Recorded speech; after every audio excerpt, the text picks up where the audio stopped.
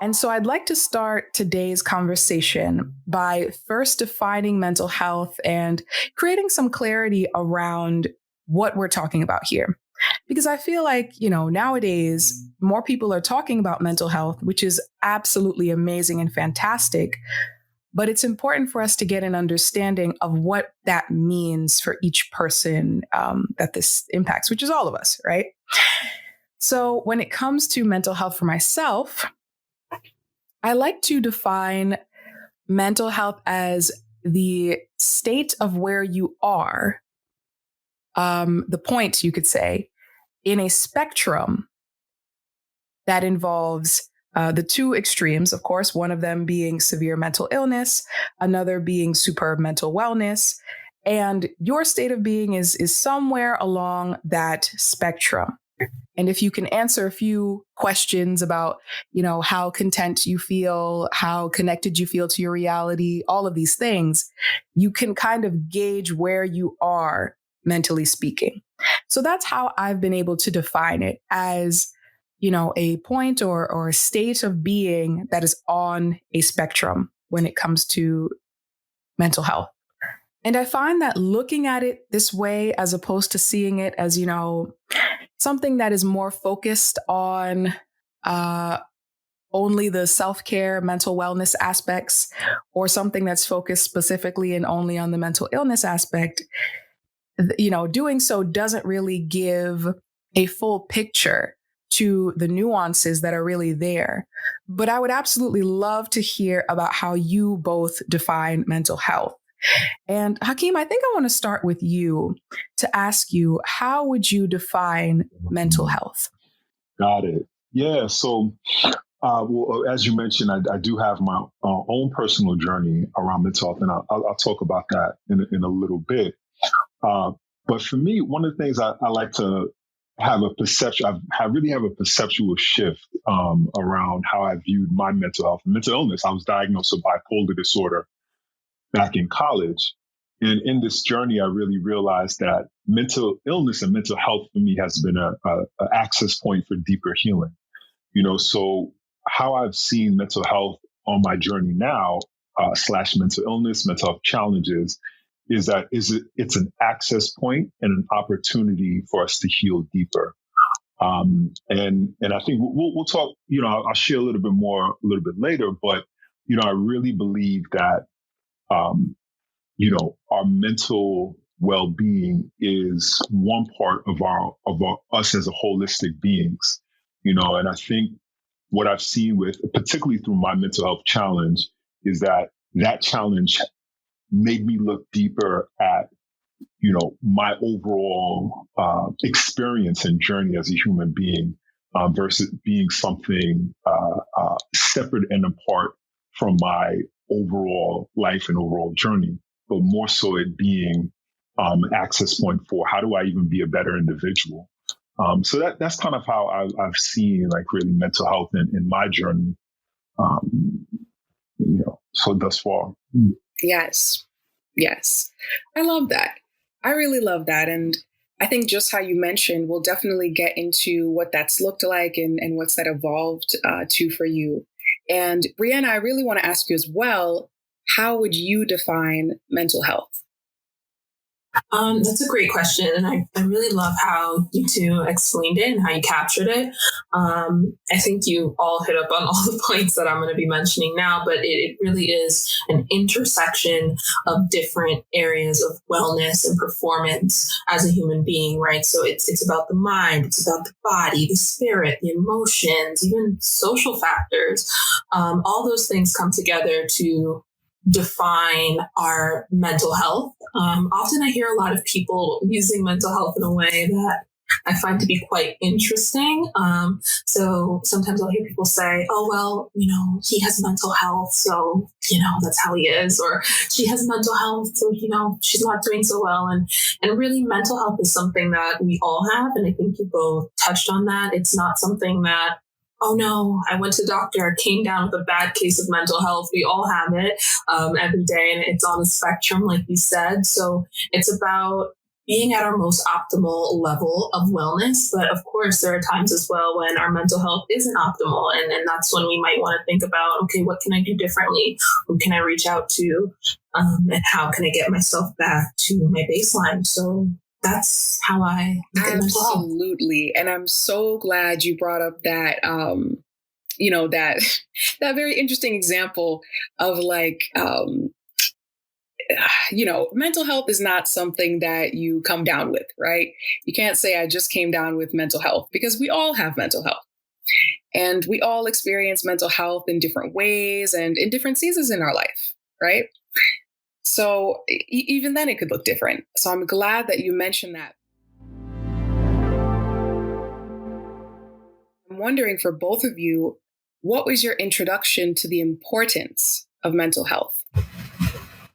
So for me, if you don't mind, I'll take it away.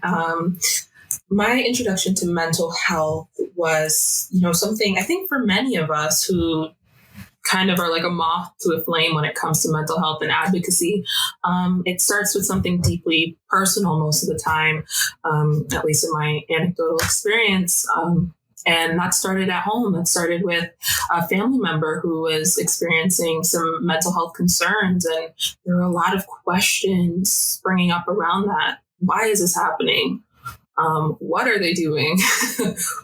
Who are they with? Why, what's influencing this? There's all these kinds of questions. And so in experiencing that, it opened my mind up to this area of life that no one really discussed mental health with me, but now I'm seeing that, this is a thing. And where there are questions, I like to believe there are answers. So that really inspired me to find those answers, and to be a champion for something that just seems so stigmatized and so in the shadows. I was like, I want to bring this into the light, because this is someone I love. This is someone who is just a regular person to me. And so if they could be going through this, anybody can. And so that was my first introduction really to mental health.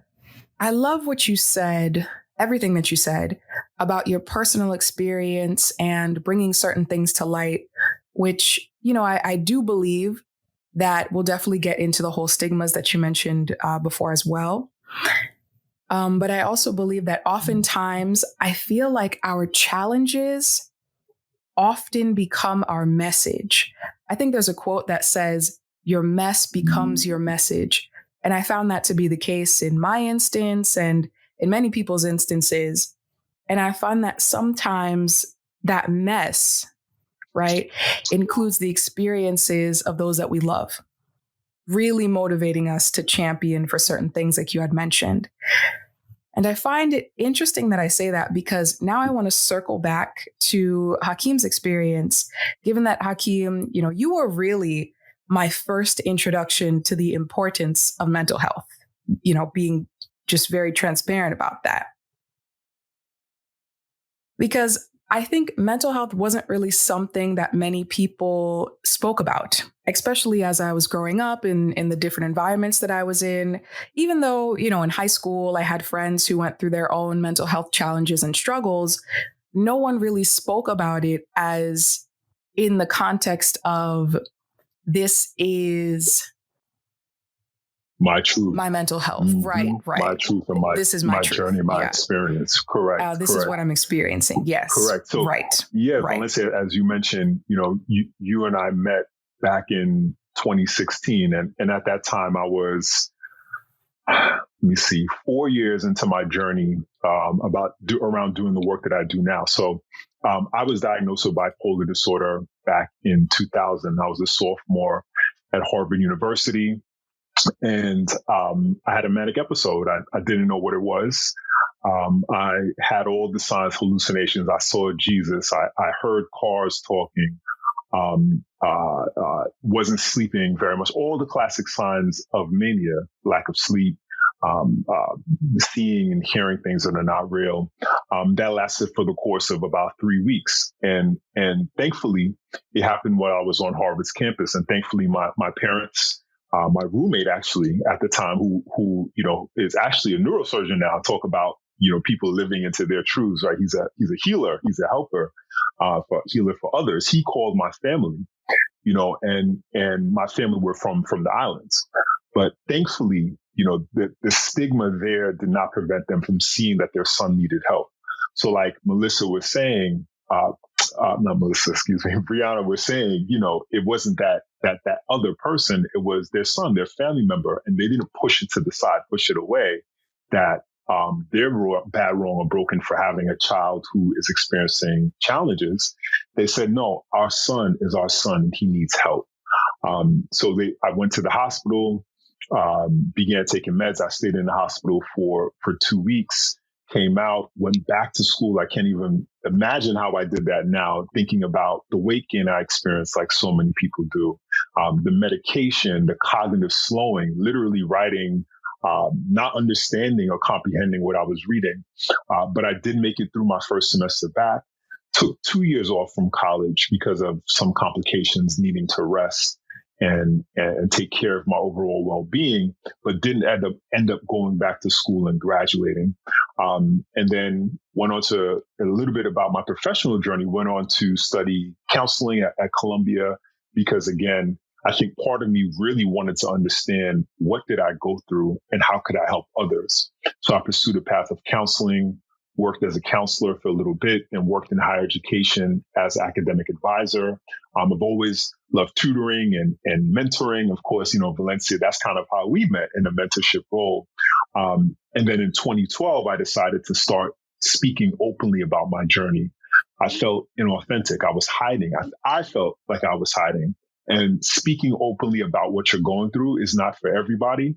But for me, there was a truth that I needed to share, which was, this is what I went through. And even through this, I don't want to hide.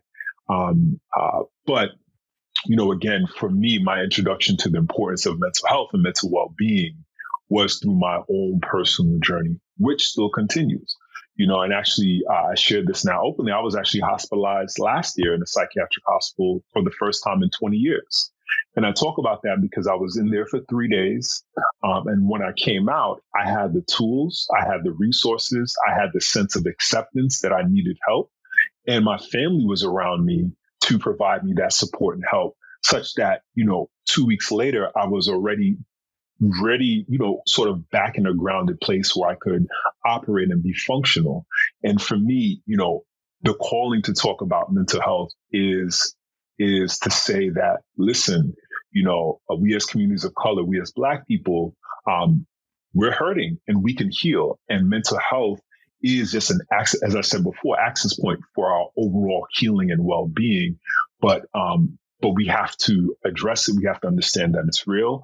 And we have to understand, like Brianna was saying, there's shame and there's stigma within our families. But if we know that there's nothing bad, wrong, or broken with us, it is something that needs healing as a collective. And we can get it. There is so much in that let's not be ashamed of that. And particularly about, before I address anything, thank you for your vulnerability about that. Because I found that in your story, what's really beautiful is the fact that you had the tools, like you said, the resources, the community, that, that more recent time that you were hospitalized as well. And when you said that, I just think to myself, how wonderful would it be if all of us, no matter where we are on our mental health journey, if we had understood and felt empowered in using the tools, the resources that we have, the community around us, how different would our experiences be if we did that? So I really appreciate you sharing that, because, that would make for a new experience individually, of course, but also just within our greater community, collectively speaking. I know that you and Brianna both spoke to a lot surrounding stigma and fear, which is actually my next question that I want to ask you is, what would you say are the most pointed fears or stigmas around mental health and mental illness within Black communities? This could be, in families, it could be in your own personal experience. even if you're not, talking about on a large scale, but even in your personal experiences and observations. Hakeem, I know you said that your parents were amazing and awesome around the first bout of mental health challenges that came your way, and which is so beautiful, right? And that they were able to really just be there and support you, and they just thought of you more so than any stigmas or fears when it came to mental health. But, based on both of your observations, what would you say are the most prevalent fears and stigmas today? That's a really great question. I find that when I meet with clients at the practice that I work at, vulnerability is something that's really hard for most clients to give a chance. Like, they're afraid to let themselves be vulnerable, which, it makes a lot of sense. I think in the Black community, often we are taught that we can't afford to be vulnerable. We can't afford to let that guard down, to let too much information out there about yourselves or about your loved ones, because that can be used to harm you in some kind of way, right? So especially when dealing with a medical professional, there is a long history of distrust in the Black community and in communities of color when it comes to medical professionals. We look at the TB syphilis experiments as one that is seared into my mind. And so that fear of being vulnerable makes sense. What some clinicians might see as resistance, really, I try to remind myself, well, no, it's not them being defiant of you. It's them protecting themselves. So I think that vulnerability can be a barrier sometimes to the counseling process, but it really is on the counselor, I believe, to just take that time to work with that, to understand that that's going to be the elephant in the room for a little while, and it's our role to just point out, okay, this elephant's here, and I'm not saying the elephant has to go just yet. The elephant can be here for as long as he needs to, but let's work on what we can do with that. How can I make you comfortable, right? How can I make you feel like this is your space? And working with that fear in that way, because fear is a part of life. We all have some kind of fear within us, and we're going to bring that into the counseling space. So just being aware of that as a counselor and working with those things. Yeah. That vulnerability piece is big. Thank you for mentioning that. And I know we'll probably get more into that as we go. Hakeem, I'm curious what your answer to this would be. So I agree that vulnerability piece, in my talks that I do, I say, we have to see mental health differently. And that C stands for S is in share. So we have to share, and in sharing, this is what I do personally. I share my journey to create a sense of vulnerability.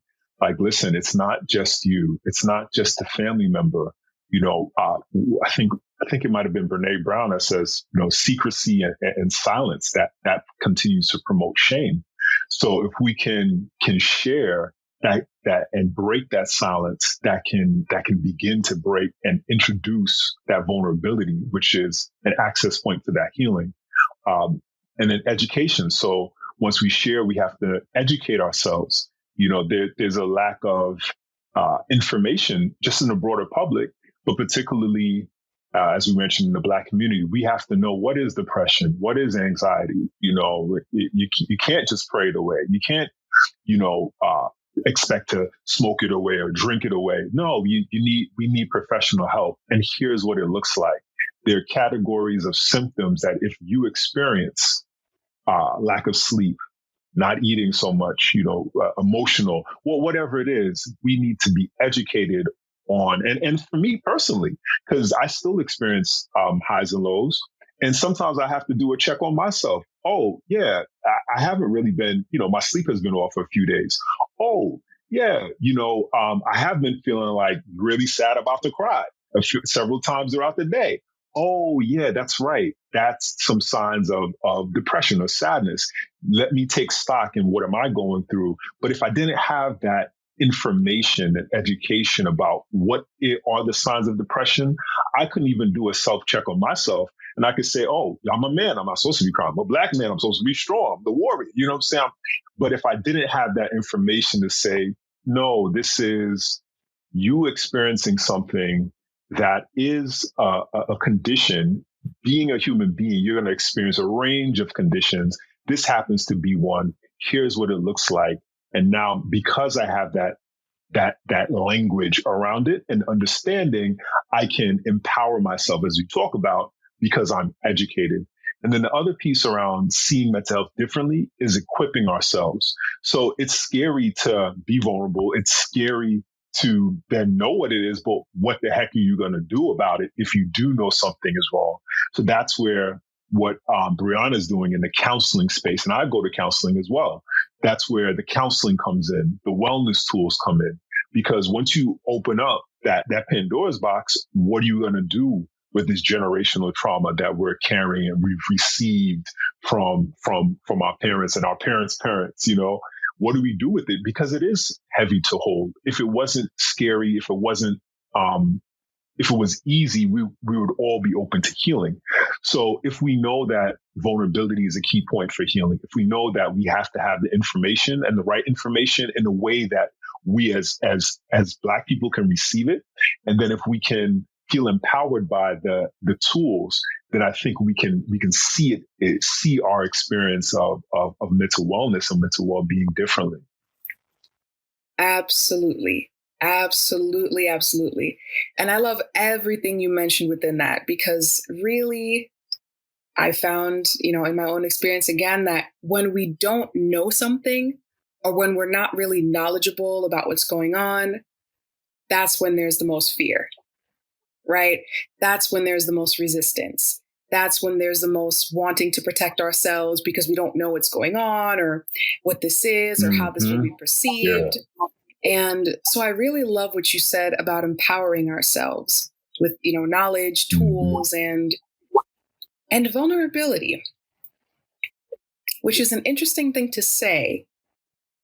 But I do think that to your point and to Brene Brown's point, who, might I add, Melissa Crook, our original host, I should say, she loves Brene Brown. I know Brene really does talk a lot about vulnerability and shame and all of these topics that we're mentioning. And it is really important to see, understanding yourself, what you're going through, and sharing your experience authentically. To see that as a powerful and healing thing to do, as opposed to something compromising, is... Yes. I mean, it's a revolutionary thought, really. I wanted to ask both of you, related to that, is what do you wish the Black community in particular truly understood about mental health? Wow. When I think about that, I think of this book that I started and did not finish. It's a habit of mine, called The School of Life. You got what you needed. I got what I needed in like the first 5 pages. Yes, exactly. exactly. We flipped it and made it an empowering thing. Right. I mean, the next 5 pages, it's going to be mind-blowing when I do get to it. But there's this book called The School of Life. I think they also have a YouTube channel as well, where they do short little videos about social concepts and different things. It's very cool. I would advise, everyone to go check it out. And one of the things that they discuss in that book is that in this school of life, we get education on algebra, or maybe on how to wash the dishes or keep the house tidy, but we don't really get a solid foundation when it comes to emotional education. And I think that's one thing that I really, that's my wish, my hope for the Black community and people of color, to understand that we all need emotional education. Like, that's a part of being a fully formed, functional, adapted human being. And when we don't have that, there are a lot of issues that we will run up against that we're not going to know how to surmount because we don't have that emotional foundation. So when it comes to mental health, I would love for the Black community to develop an awareness of emotional well-being, emotional knowledge as a pillar and a foundation for strong mental health. Mm. And Brianna, can I ask, I'm curious, what do you mean by like emotional, the foundation? Like, what do you mean by that?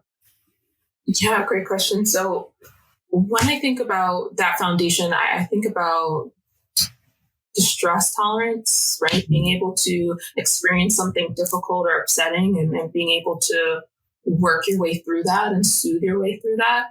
I think that's important. Sometimes I think we're really tough love, and that doesn't always foster the best distress tolerance. Also, just being able to name your emotions. I notice that when a lot of clients come into sessions for the first time, I'll ask them, how do you feel? And they'll say, I think. Two different, parts of the experience. So, do you feel sad? Do you feel happy? Well, I think that. And I'm like, okay, we're not there yet. We'll work on it. But that's a part of emotional foundation as well. Just being able to have that ability to look within yourself and know, oh, this signifies that I'm sad. This signifies that I'm frustrated. So that kind of thing, just the basics about being able to look within yourself, not being afraid to look within yourself and to put a name to the emotion, and also being able to soothe yourself when you find that you're going through something that is distressing. Brianna, it's funny that you mentioned the I think, because I do that all the time. Like literally, that is something I am constantly having to retrain myself on and to really uncondition myself with. Like, instead of, constantly just going up into my head and saying, well, I think, and having a more, I would say, rationalized experience of my feelings. I'm working on dropping more into my emotions, dropping more into my body. Like, what am I physically feeling right now? That's accompanied with these emotions, for example.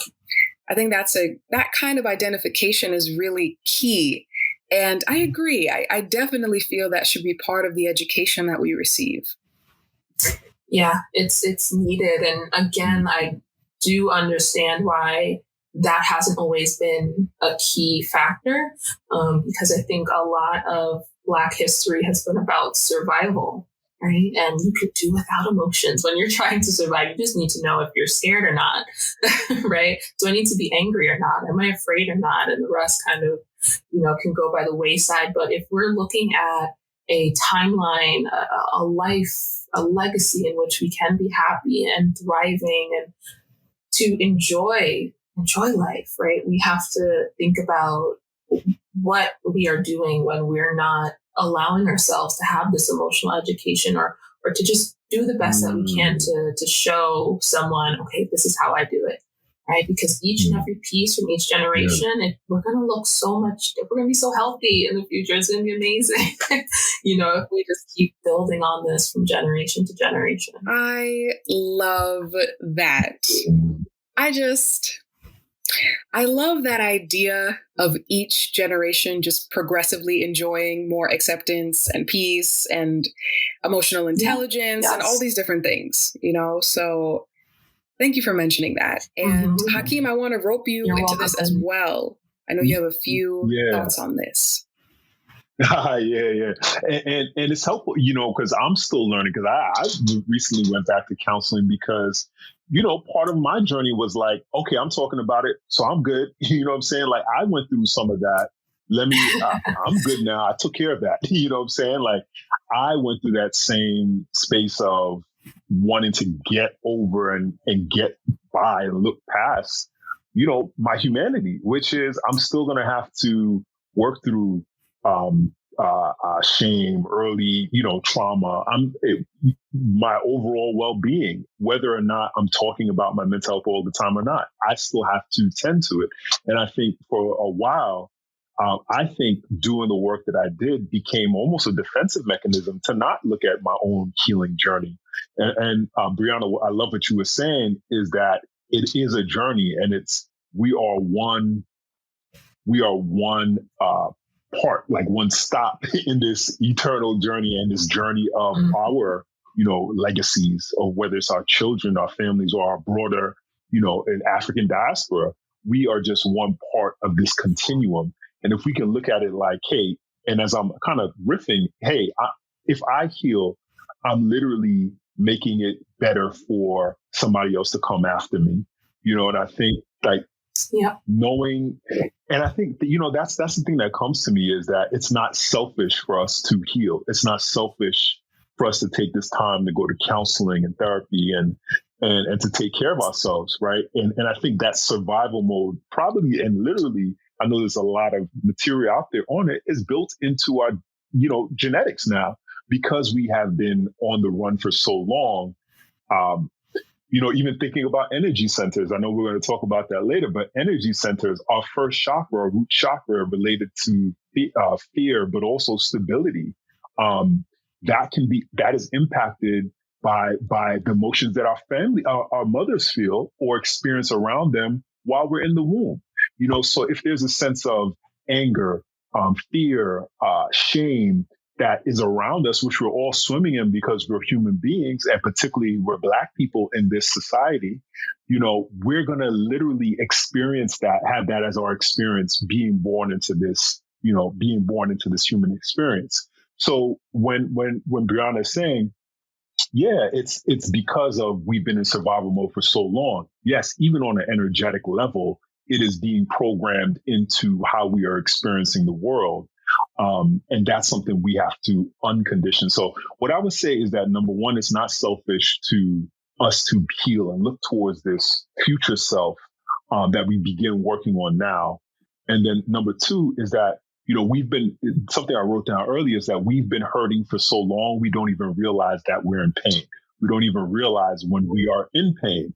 You know what I'm saying? So it's like this level of hurt is just our norm that, even me, again, I always talk about my journey and my experience, because it's like I'm still on it. It's a reminder to me, but it's also a space of vulnerability and an opportunity for other people to say, hey, he doesn't have it all together. He went to Harvard, went to Columbia, and he's still going through it. If I could be an example, that's why I do it. But even as Brianna was talking about the emotional intelligence piece, the stress tolerance, and I believe there was one more you mentioned, self-soothing.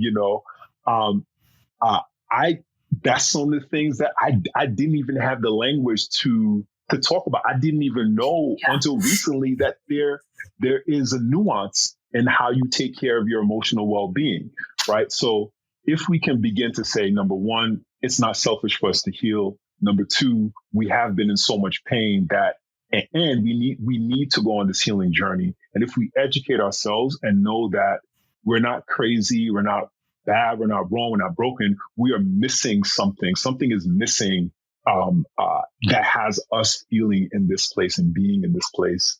And we have a right to be whole. You know what I'm saying? So I think it becomes almost a mantra affirmation that I have a right to be well and I have a right to be whole. Wow. Mm-hmm. That, amen. Amen. Mm-hmm. That was so perfectly said. And I love what you said, especially about it not being selfish to heal. Because I feel like that is something that, a lot of people experience, even in different situations. Yes. For example, even women who are mothers, right? And the different healing that goes on with them. That idea that it's not selfish and that it's actually in service of both yourself and the people that you love and your greater community. Like, that is such a revolutionary idea. And I'm very glad that you brought that up. In a grander way, I'm really glad that you brought up healing as well, because that is something that I really want to dive into. I feel like oftentimes with conversations about mental health, and even particularly in conversations that talk about Black communities or people of color, I feel like a lot of what is spoken about is things like trauma, resilience, deeper practices as well, right? Mm. But I don't feel like there's enough tangible, actionable, actual examples given as to what tools, practices that we have that are accessible to us on an individual and community level. So in that, I'm kind of wondering for you both, maybe personally or just in what you've seen in your greater community, what would you say are some healing tools, practices, things that we have that are accessible to help us along our journey? Yeah, accessibility is the word. That is the word that is so important when it comes to mental health, making sure that we're at a round table, right? That we're not putting paywalls or gatekeeping the tools that people need to be well, especially in the Black community. One tool that I use as someone who loves social media for better or for worse, because I know what the studies say, is I try to fold positivity and mantras into my social media use, right? So a couple of the pages that I follow that I want to shout out that I really love are, number one, the Nap Ministry. Okay, it's all about healing through resting, and I think us as Black people, we could use a big dose of that, right? We have been just on our P's and Q's and just so focused on just surviving all the time, right? That we could use rest, and how can we use napping, resting, rejuvenating as a form of resistance, but also as a form of mental health and giving back to ourselves. Another one that I follow is We the Urban. They post a lot of really great quotes. I love that. I'm big on affirmations. I will print them out, post them up, share them, text them. That's how I know I'm getting old. I'm sharing little cute infographics on Instagram for people who did not ask me for them. You're getting wiser, Brianna. You have more knowledge to share. I'm getting wiser. You're wiser. And also just journaling. Journaling is one of those things that I find to be so accessible. And I'll even take it one step further with the accessibility. Journaling doesn't just have to be writing pen to paper, right? When it is pen to paper, you can write prose, you can write pages upon pages, or you can do bullet points, right? Or you can write a couple of feeling words down and just circle a few each day, right? Raising that emotional IQ. Also, voice notes. You can journal through voice notes, just talking to your phone, recording, talking about how you feel, talking about a rainbow you saw today that just made you feel so seen and so smiled on, right? Anything like that. That's a way that you can give back to yourself and encourage health and wellness in yourself without any kind of exorbitant price tag or without having to go to the Himalayas and climb a mountain and do ayahuasca, right? It's something you can do in your room.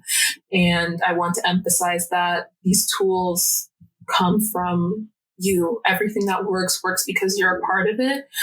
So not necessarily feeling as though that you have to go out there to find that thing, but knowing you can use whatever works for you. Everything that works because you're a part of it. That really resonated with me.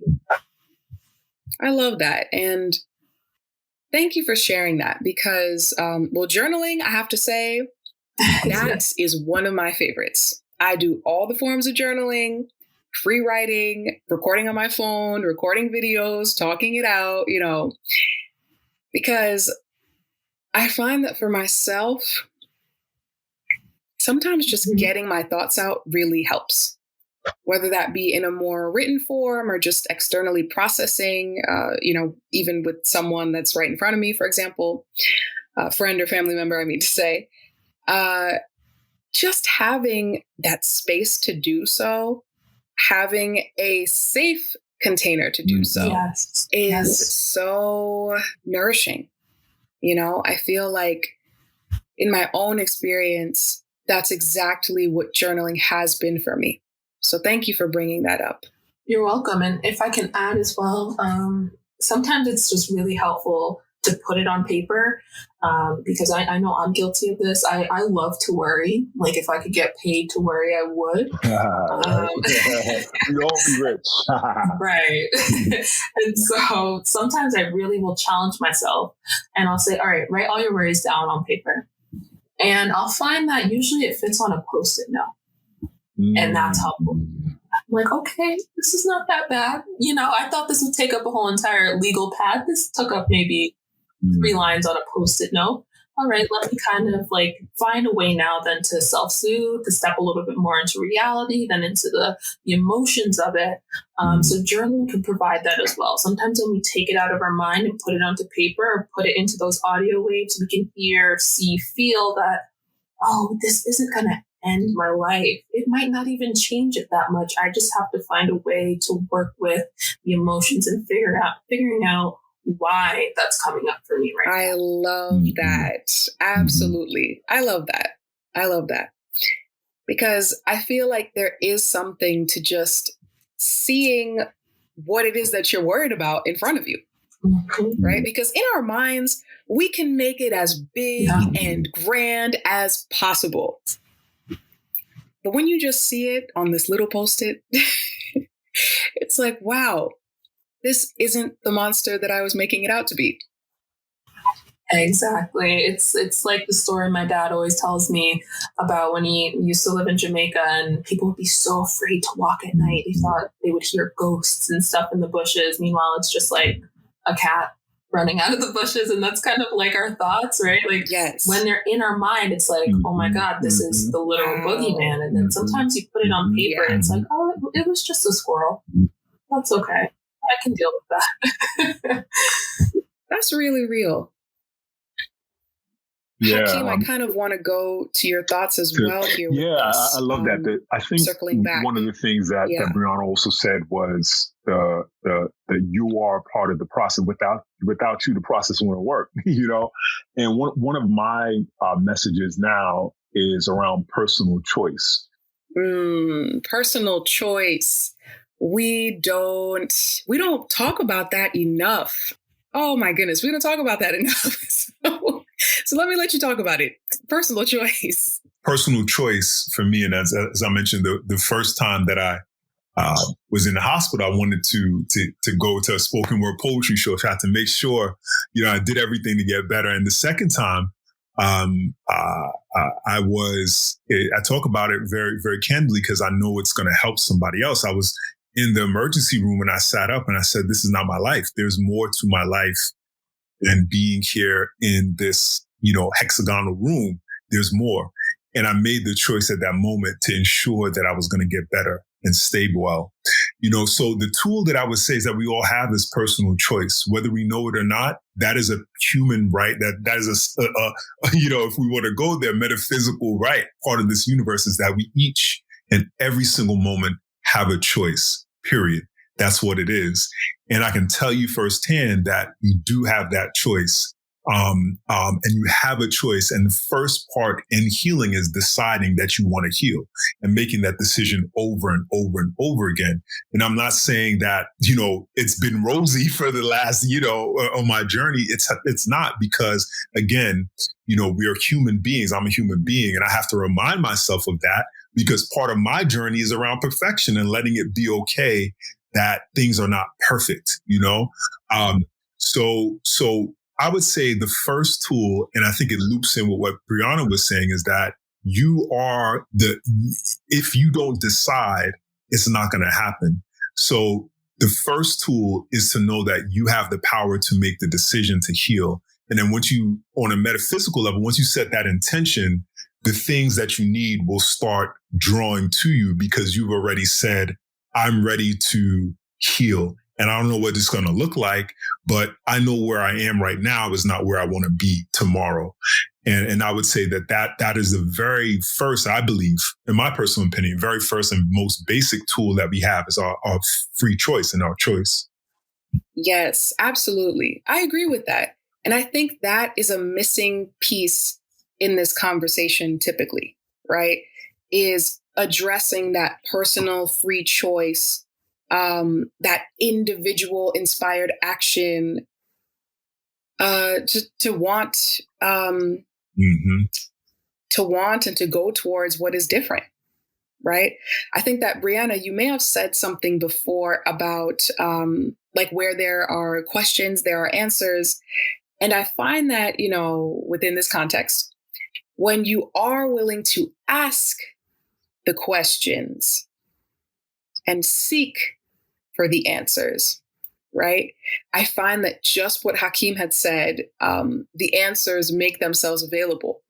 Mm-hmm. Or, the different resources that you need make themselves available. But it is first about you planting the seed for that.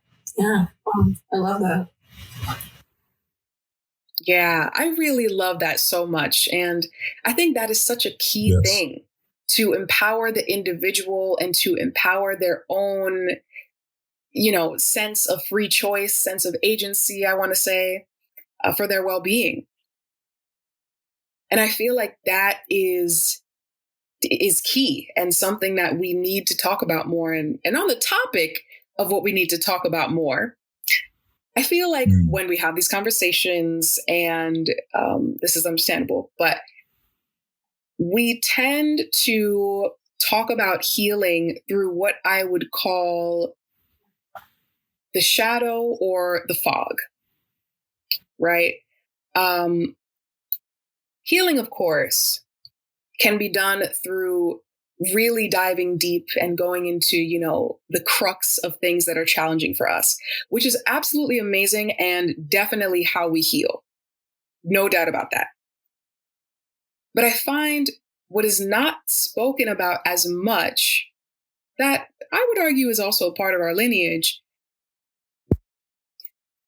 is healing by going through the light and healing by doing things that are nourishing for our souls. Right. Even in the context for myself, I love to sing. Right. Singing is something that I have always loved to do.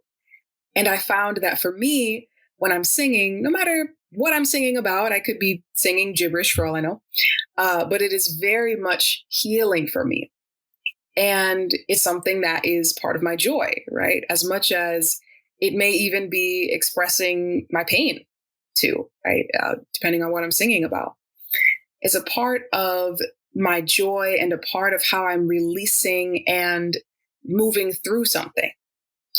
So I found that just to put a pin in this thought, I feel like it's important for us to acknowledge that we can heal by going through the shadow, through the fog, and also by going through the light, right?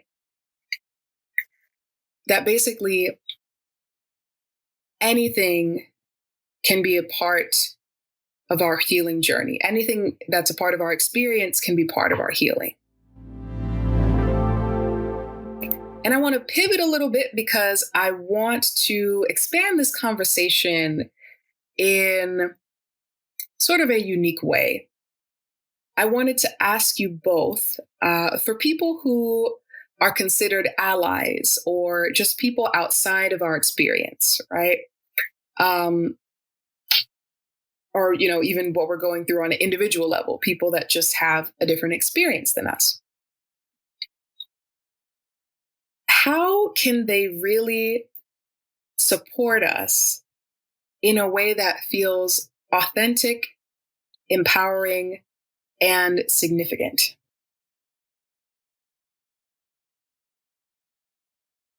Which I know is sort of a thinky kind of question, but I feel like it's important to ask and important to address because I feel like within our experiences, there's always nuance, right? There's always maybe some things that certain people maybe are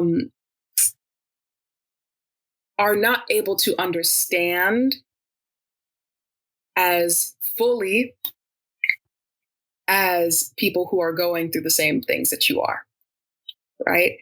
But how can those who are outside of your experience, whatever that may be, how can they really support you in a way that feels nourishing?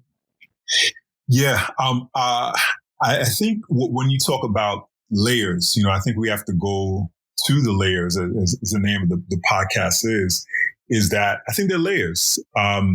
First, I think there's a metaphysical level.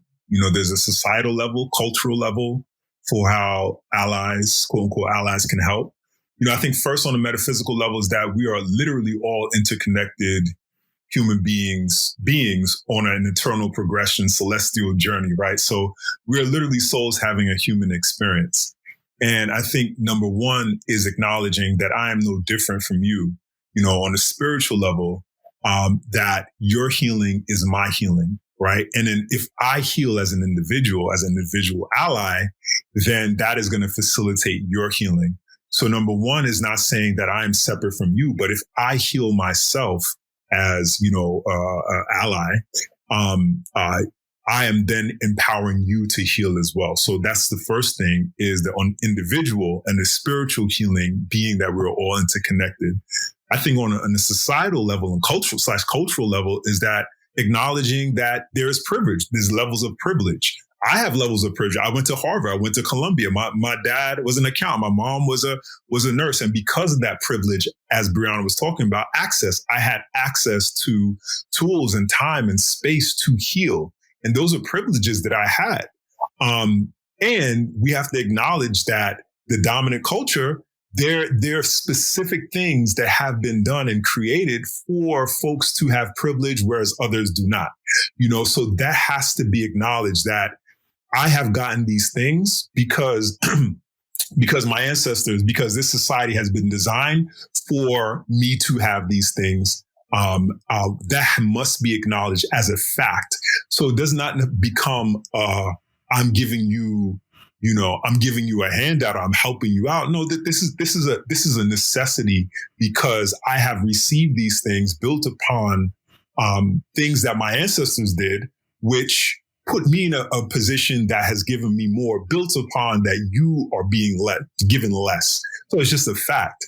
And I think them embracing that they have a responsibility because of the conditions that have been created, whether they did it or not, that they're benefiting from, which kind of goes back to if you don't heal, then I can't heal. If you're not well, clearly we see what's going on now, as that we are interconnected on our planet, on Mother Earth, that if I am not whole, then the fears and the insecurities and the shames that I have, I'm going to play out in the world, and they're going to impact everybody. So on a cultural, societal level, it has to be acknowledged that you need to share, you need to give, because you've been given this built upon an imbalanced system created for this particular reason. And then number two, if you go even to Maslow's hierarchy of needs, if somebody's insecure in housing, insecure in food, not feeling safe, feeling violence all around, you don't even have a space to move to that next level to progress in your healing and well-being. So if you don't have a safe space because there's not proper food, because there's not, you're feeling traumatized by police or whatever it is, you don't even have the space and time and cognitive capacity and emotional safety to feel like you can heal. So there's a need for sharing of resources, reallocation, redistribution fairly of resources, so that people of color, that we can have that time and space to heal, to even feel safe to go there. Yeah, I thought that was that's all so true. And I think it touches on a quality of empathy, right? Of holding empathy for people of color, for people who don't look like you, whatever that may look like, right? People who don't worship like you, people who don't dress like you or speak like you. Empathy versus sympathy.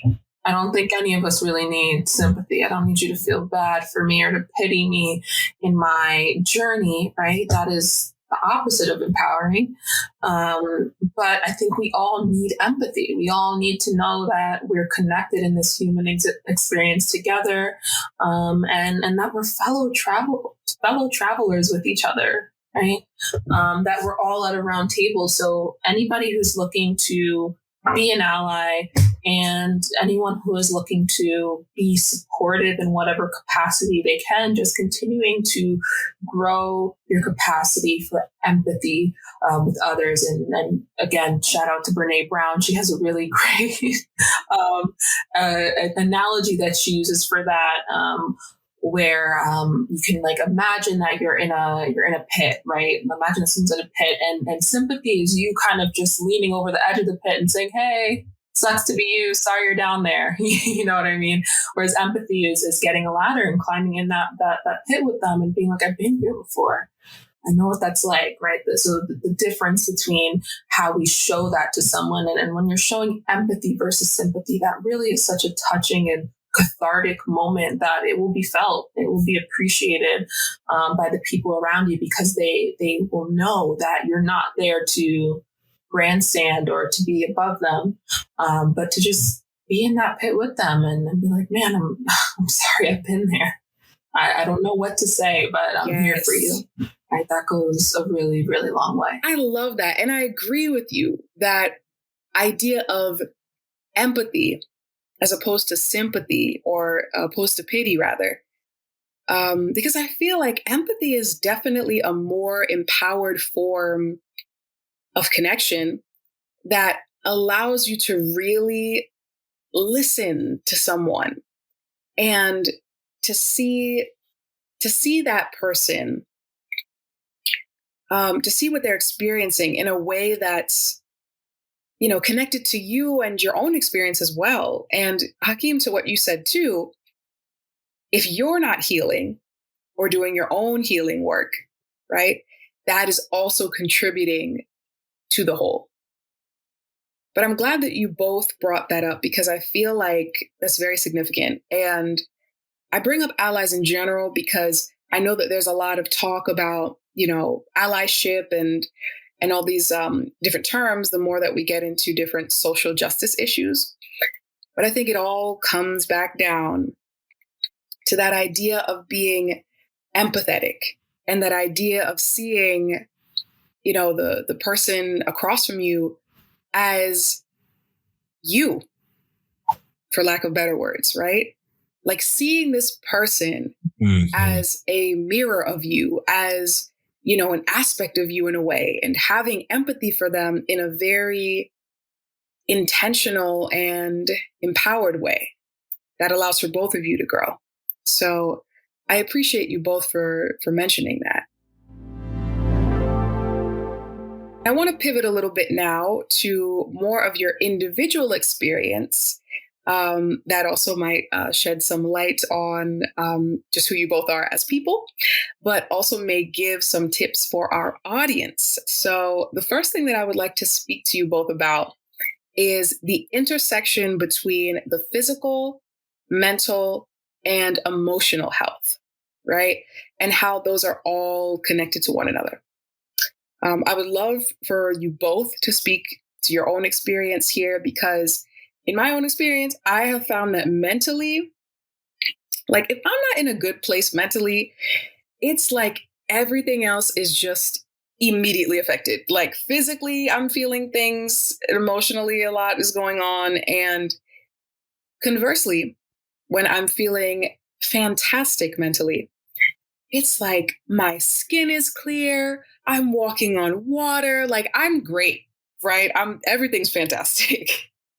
And I've found that in the past, I've kind of seen these aspects of health and well-being as separate, as though like, okay, well, I need to take care of my physical health, and then I also need to take care of my mental health, right? As opposed to those two things being interconnected to one another. So, I want to talk to you both about your own experiences here and about how those things are connected for you and how they've shown up in connection, along your own journeys. How they've shown up in connection, along your own journeys.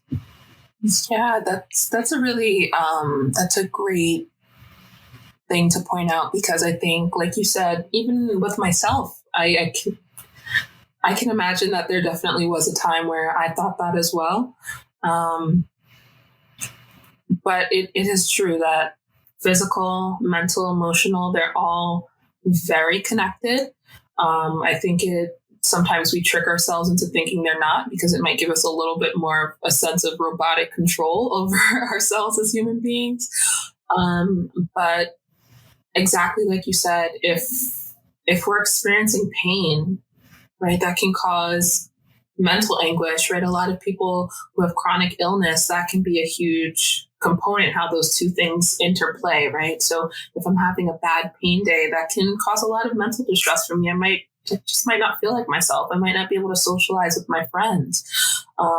And even conversely, if I'm having a bad mental health day, I might not have the energy to get out of bed or to do my workout that I do. And a really great way to train our minds is to look at all those things together. Look how, maybe just track those things over a week, over 2 weeks.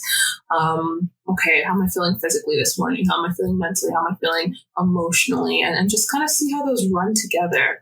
How does it present when the physical's good, the mental's not great, the emotional's not great? Like, what does that look like? I know for me, on days where I'm mentally not at my best, my space starts to reflect that, because it starts to look chaotic, and there's a pair of sweatpants over here and a sock over here and a notebook, and it just gets really cluttered and chaotic. And usually my physical space is a great barometer for me to understand how I'm feeling mentally, right? So, okay, this room is starting to get out of control.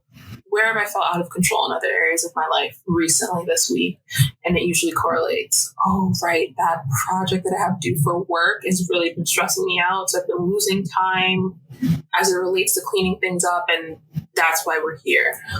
So being able to speak your body's language so that you can see how these things interact, because they most certainly do. And I'm a big journaler, writer, so just tracking those things together is one of the ways that I'd recommend to become familiar with your body's language, so that you can start decoding these things a little bit easier. Yes. And I'm so glad that you mentioned that, because part of my work, part of what I do, so I am the founder of a women's wellness brand called Flow and Sync. And part of that involves me working with women and helping them improve the state of their cycles, their womb space, their reproductive health in general, right? To help improve that, to then help improve the quality of their life and well-being. That's the short version, right? And two of the clients that I spoke with a few months back were both Black women. And I remember a very important pillar for them was mental health and wellness. And one of the women that I spoke with, I gave her some resources, tools just to take care, of her mental well-being, but just everything in general. And she came back to me a few weeks later and said, I just signed up for therapy. I have a counselor now, and within weeks, I feel so much better. Wow. And it's crazy to think that, and that's just an aspect, right, of what changed for her. But it's crazy to think that mental peace was affecting everything else, right? Affecting what she was experiencing physically, whether it be, reproductive health issues in general or just issues sleeping. And to see how, when that is tended to in certain ways, the difference that makes. That is so true. It really is. And I'm glad that you point that out, because I have a lot of clients as well who they notice that they feel these mood shifts around their menstrual cycle. And I think a lot of, I don't know what it is, but I get the sense that a lot of these people, when they come in, they've brought it up before and it sounds weird to whatever medical professional they're talking to. And I don't get why, because there is a diagnosis in the DSM that correlates with that. So I don't know what's happening if we're not working with the same set of information, but it's not weird. It happens. Like, that physical and mental aspect is real. And a lot of it's controlled by hormones and different chemicals in the body. So it's so important that people understand that these connections are real connections, so that there isn't that shame, so that the medical gaslighting that's happening sometimes is just really crazy. And so to hear you say that just, lit that light bulb in my mind. It's real. It's real, especially when it comes to reproductive and menstrual issues. That can be such a big impactor of mental health, physical health, emotional health. And I encourage anyone who might be going through anything like that to reach out to a mental health professional, especially if you can find one that is very sex positive, feminist, any of those different kind of modalities of treatment, so that you can get the space that you need to talk about these real things, these real connections that are happening for you. Yes. Thank you for saying that, because I have definitely seen that intersection myself, with the work that I had mentioned before. And I think that things like that should be able to be brought up when we talk about our overall health and well-being, especially with women, right? There is some sort of interplay and interconnection between our mental health, emotional health, and our reproductive health. So I'm very glad you brought that up. And Hakeem, I want to, tag you in here for your thoughts. Yeah, I mean, I think the first thing for me is noting that there are those layers. If we're not, I wasn't always aware of the interconnection between them. I thought I was vegan for a very long time. I'm not vegan anymore. I was vegan for about 12 years, and I guess in my mind that if I changed my diet, I would feel balanced and well, and that would take care of that. If I would change one thing, then everything else would be taken care of. When in fact, it's all interconnected. And as we started off in the beginning, we're all on a spectrum every single day of how we're doing. And I think for me, again, working through, I have to give myself permission to have those. It's not going to be 100% every day. And that's just life. So I think number one for me in my journey has been in acknowledging the different layers and levels of needs to be tended to, but also needs to be addressed and to be in balance. And then number two, around giving permission to say that something is out of balance and that is okay. And that's just the nature of life, that we're going to be out of sync and out of balance sometimes. And that's okay.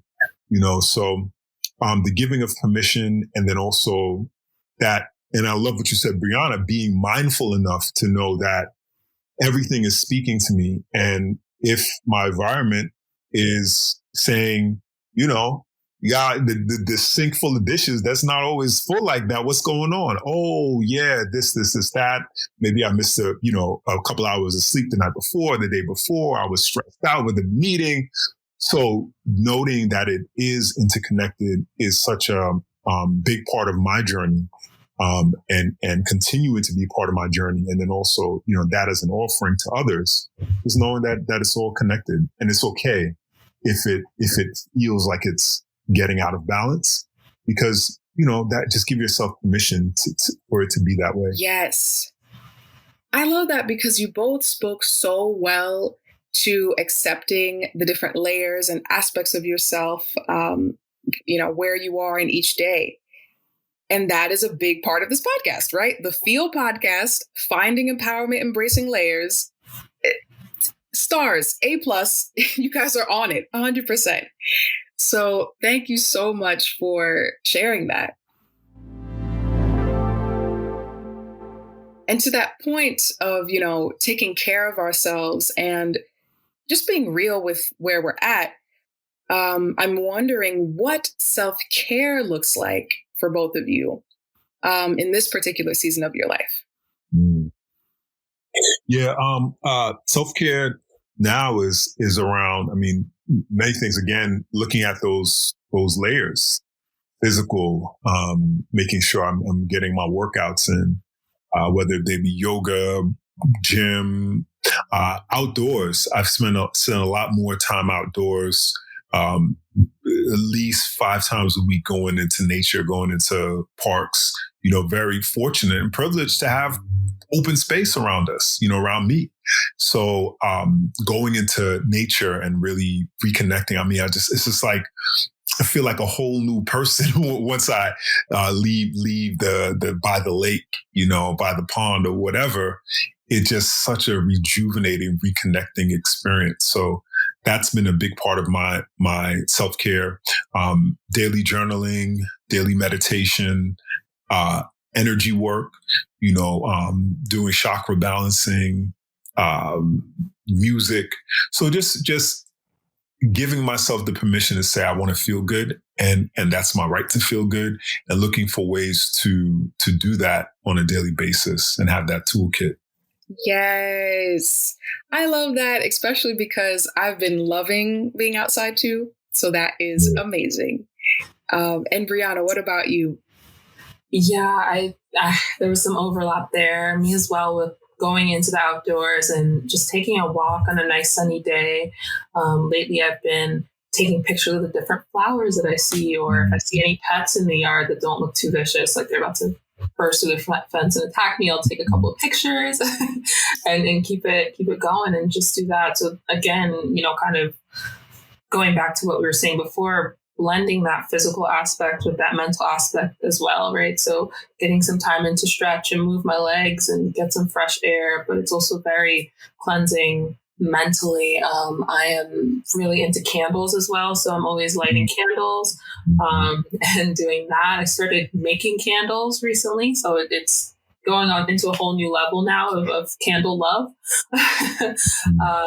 And just listening to a lot of lo-fi music. That's been my thing lately. That's my go-to self-care. It just gives me something to listen to without it having to be something that I have to really tune into at the same time. So it's the perfect balance of somethingness and nothingness. And that's something that I really love to do. Coming in with these quotes, somethingness and nothingness. What? I love that. I really do. I love that.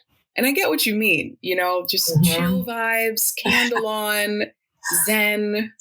I love that. That is amazing. So I have my last question for you before we get into our rapid fire that I want to talk a little bit about, which is about boundaries, right? I feel like this is such an important topic to talk about, particularly in our community, but just at large. And I'm wondering what your journey has looked like when it comes to setting boundaries. Personally, this is something that I have struggled with, still struggling to this day with, but I'm building more awareness around it. And I'm just curious as to how you both have landed where you are now with setting boundaries and what that looks like for you. Learning to set boundaries has been and will always be a lifelong endeavor. I'm someone who I love just being nice and kind to people. And I have this schema in my mind that it's not nice or kind sometimes to set boundaries, which is not true. Rewriting that every single day. That's not true. And I've learned how to set boundaries the best through clients, through my work as a counselor, actually. Because you see the impacts of not doing that a little bit more clearly and more immediately when you don't. So I realized that although I love my clients, I do. All of them, like, you're so awesome. You are the most empowering and strongest people that I know. But that doesn't mean that I have to allow you more access to me than is necessary, or that doesn't mean that I'll share something with you that isn't necessary, right? We have to keep the boundaries in place. And that's how the process works. That's how it's able to be beneficial, is because of those boundaries. And so I've learned through the counseling relationship that although boundaries are sometimes hard to put in place, it's what makes the thing work. Right? So when we think about a sports game, it has to have those confines of the field in order for the game to work. If we're playing it across the whole country, it's not much of a game, right? And so I think about it like that. So in order for this relationship to work, what kind of goalposts do we need? What kind of fencing do we need here in order for it to work? And then, of course, boundaries at different times can be more permeable or maybe less. And that's okay. That's something you explore case by case. But I've definitely learned with my clients, they're really good at pushing my boundaries, which is helpful. How to put things into place to not overstep or to be inappropriate. Yeah. But it's a good thing too, because I think that's just how you said with the sports game analogy. It's good to sort of define, what I want to say is to define where the edges are.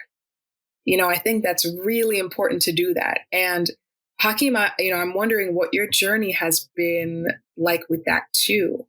Yeah, I mean, now it's going on sort of the metaphysical level where it's like we are aurically connected. Like we have auras, we have energy fields around us. And energetically, somebody's energy field or energy center can be connected to yours. So there's a metaphysical connection on a boundary energetic level that, I had to begin to look at as well and begin to address on that level. And that's something that can be done through sound healing, through chakra balancing, energy center balancing. There's a lot of videos online to do that as well. So, there's not only the mental, emotional, physical, but there's also energetic boundaries that we have to look at in order to really be self-contained in our and be in our full power in order to energetically heal as well. I like that because I think sometimes with boundaries, what it really is, right, is it's allowing you and this other person to be both in your power and both also in your comfort as well, right? Without overstepping in the other one's lane, for lack of better words. Mm. And I found that when it comes to boundaries, oftentimes we're setting boundaries with people because we actually want them in our lives, right? Like there's a boundary so I can preserve and feel good within myself, right? But also so I can feel good within this connection. And I think that's really a key piece. So thank you both for sharing that. We are wrapping up here with our rapid fire questions. I have 2 questions that I will ask both of you.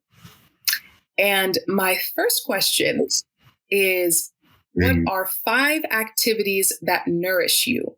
Which, we kind of tackled before, but feel free to run by the 5.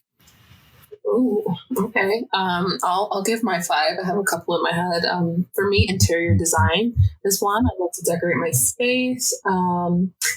Going for a walk, as I said before, that is super nourishing on a nice sunny day. Swimming. I love swimming. My favorite game as a kid was pretending that I was a mermaid. I have not gotten over that yet.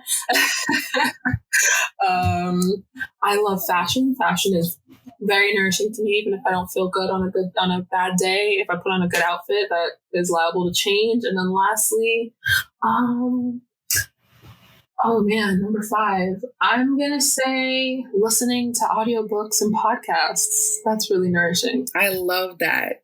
And Brianna, let me just say your style is fire. Oh, I just have to say oh that. My God. Thank you so much. Wow. Okay, that made my day. Nourished. Yeah. Writing poetry, reading poetry, music, meditation, working out, and of course some parties and dancing, man. I'm ready to go back out. I love that because I feel like that would be on my list too. Like everything you just said, I'm here for the vibe. I'm here for the vibes. And my next question now is, what are 5 words that describe how you want to feel in the next 6 months? So at the time of us recording this podcast, that means essentially how you'd want to feel by the end of this year. That's tough. I'm going to say confident. I always wear that counselor in progress identity. So I'm trying to balance that, but with also a little bit of confidence. So I'd love that. Confident, organized, creative, fulfilled, and serene. I love that. Yeah. I'm gonna go with the self. So self-acceptance, self-love, self-nurtured, self-kind, self-joy.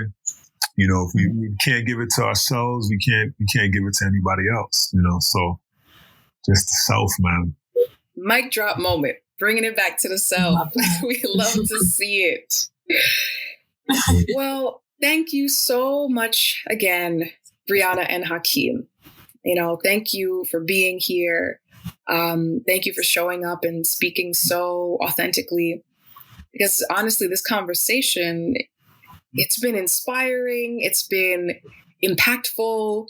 It's been really thought-provoking. And I've just really enjoyed it, and I know for sure our field podcast audience has really enjoyed it as well.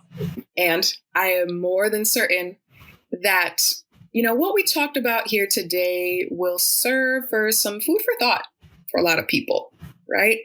And empower a lot of people to along their own mental health journey. And Field Podcast audience, please do not forget to check out the show notes to learn more about our guests and how you can engage with their work, as well as the sources that they mentioned on our website, embracinglayers.com. Also stay connected with us by following us on Instagram @embracinglayers. And to Melissa Crook, the founder and #1 host of this podcast, I just want to say thank you so much for giving me the mic this week to talk about such an important topic.